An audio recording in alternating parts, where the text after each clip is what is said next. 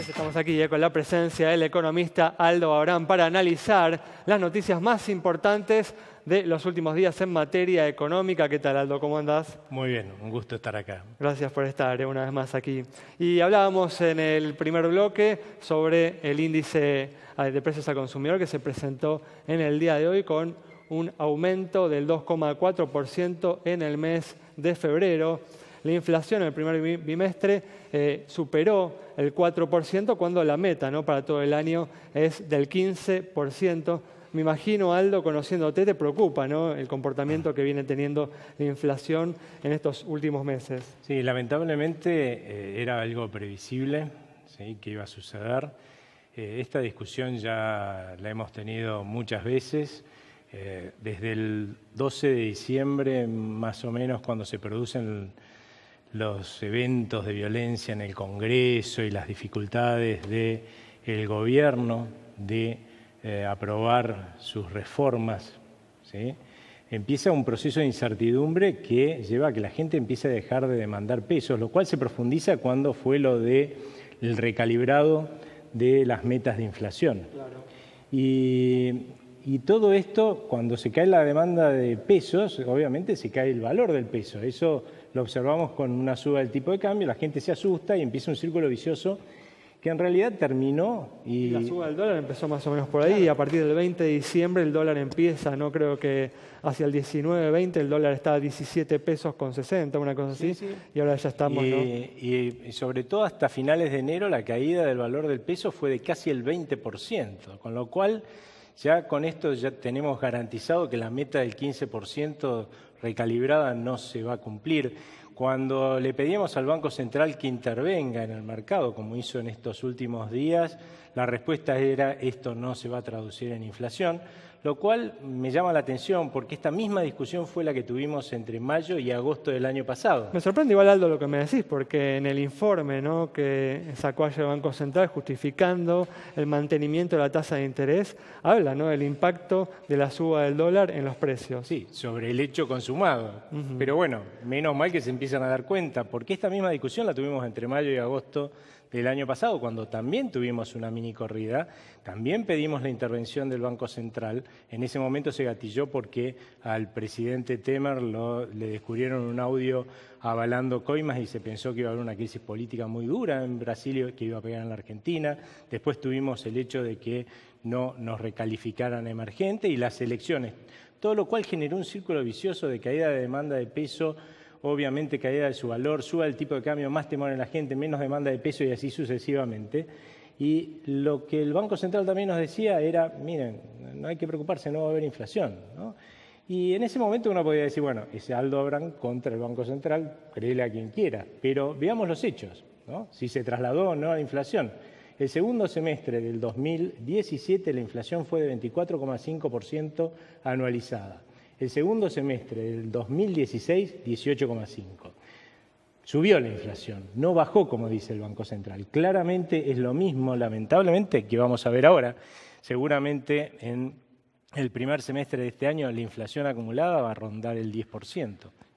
Y eso ya va a invalidar la posibilidad de cumplir la meta recalibrada. ¿Cuál es tu pronóstico para la inflación de todo el 2018, Aldo, a partir justamente de lo que viene sucediendo en estos últimos meses? Yo creo que tiene un piso de alrededor del 20% y de ahí para arriba, en la medida que volvamos a tener un Banco Central que deje que se deprecie el peso como se ha depreciado hasta ahora. Por lo menos, ¿no?, en estas últimas semanas ha habido un cambio de actitud muy notorio, ¿no?, del Banco Central. Que yo festejo claramente y aplaudo, pero creo que si querían cumplir con las metas del 15%, debieron haber intervenido mucho antes, ¿no? Casi te diría a finales de diciembre ya debieron haber estado dándole confianza a la gente en su moneda, ¿no?, para que de esa forma volvieran a demandarla y no viéramos la depreciación que se observó del peso. Ahora, Aldo, haciendo un poco de abogado del diablo, si querés, ¿no? La crítica apunta a que el Banco Central no defiende el valor de su moneda, de nuestra moneda, ¿no? Pero por otro lado tenés desequilibrios, como eran los tarifarios, en subsidios, que te hacen sí o sí que vos tengas que tener inflación, porque hay que ajustar ese lado. Y si tenés inflación y planchás el dólar, porque defendés el valor de la moneda, tenés atraso cambiario, y ya sabemos cómo termina eso en la Argentina. No, no es atraso cambiario. Lo que vos tenés en realidad es un dólar que es barato porque nos están inundando de dólares de deuda para financiar al gobierno.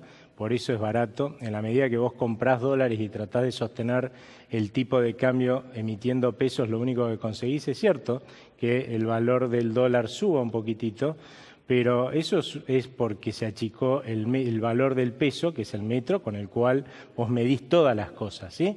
En el primer lugar, que impacta una depreciación, un movimiento de una moneda es el mercado cambiario. Estamos hablando del peso o de cualquier otra moneda, ¿sí?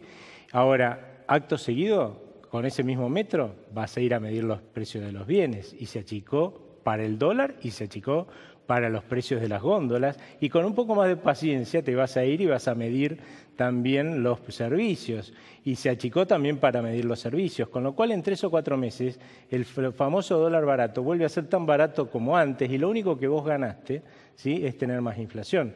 ¿Cómo se resuelve el problema del dólar barato? Y con un menor déficit fiscal, cosa de no tener que endeudarse afuera y entrar carrada de dólares.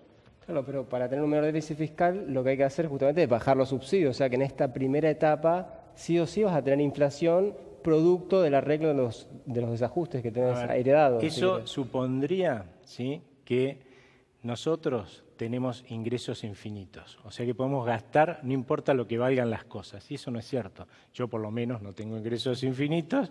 En la medida que a mí me sube la luz, el gas, el agua y el transporte público que uso, claramente tengo que dejar de consumir otras cosas. En una economía inflacionaria como la Argentina, lo que pasa es cierto que el índice del mes que se producen esos aumentos muestra un salto, pero después nosotros reacomodamos nuestra canasta de gasto, gastamos mucho menos en otras cosas que van a subir muchísimo menos y a lo largo de unos meses, en el tiempo de unos meses, la inflación termina siendo lo que efectivamente determinó con su política monetaria el Banco Central.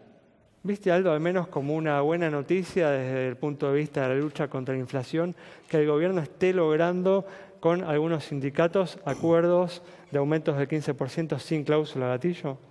Para mí la verdad es que no es un tema trascendente. Yo no creo que el hecho de que los sindicatos negocien salarios más altos de los que puede sustentar la economía, por lo que termine siendo la inflación, genere inflación, ¿no? Lo que genera lamentablemente es el encarecimiento del costo mano de obra. Lamentablemente eso implica más desempleo, menos producción y más informalidad. Ese es el verdadero costo de los errores que puedan cometer en una negociación de paritarias los empresarios con los gremialistas por fijar sueldos que no se pueden pagar, pero no es la inflación, ¿eh? Nos quedan 30 segundos. ¿Tiene que ir más a prisa el gobierno con sus reformas? Sin lugar a dudas, porque una cosa que pierde de vista el presidente es que uno tiene que ser rápido de shock para resolver los problemas, ¿sí?, y el gradualismo y el financiamiento que se está tomando lo deberían usar para morigerar los costos de resolver el problema. Acá, lamentablemente, estamos usando el financiamiento, el endeudamiento para resolver gradualmente los problemas. Eso implica que se va a invertir gradualmente en forma creciente, pero gradualmente, y por lo tanto también va a ser gradual el crecimiento de la economía y la baja de la pobreza. Muy bien, bueno, Aldo, muchas gracias. El análisis del economista Aldo Abraham sobre la actualidad argentina con una advertencia importante sobre los riesgos que presenta el enfoque que está llevando adelante el gobierno a la solución de los problemas de la economía. Nos reencontramos el próximo viernes a las 20 horas aquí en Metro.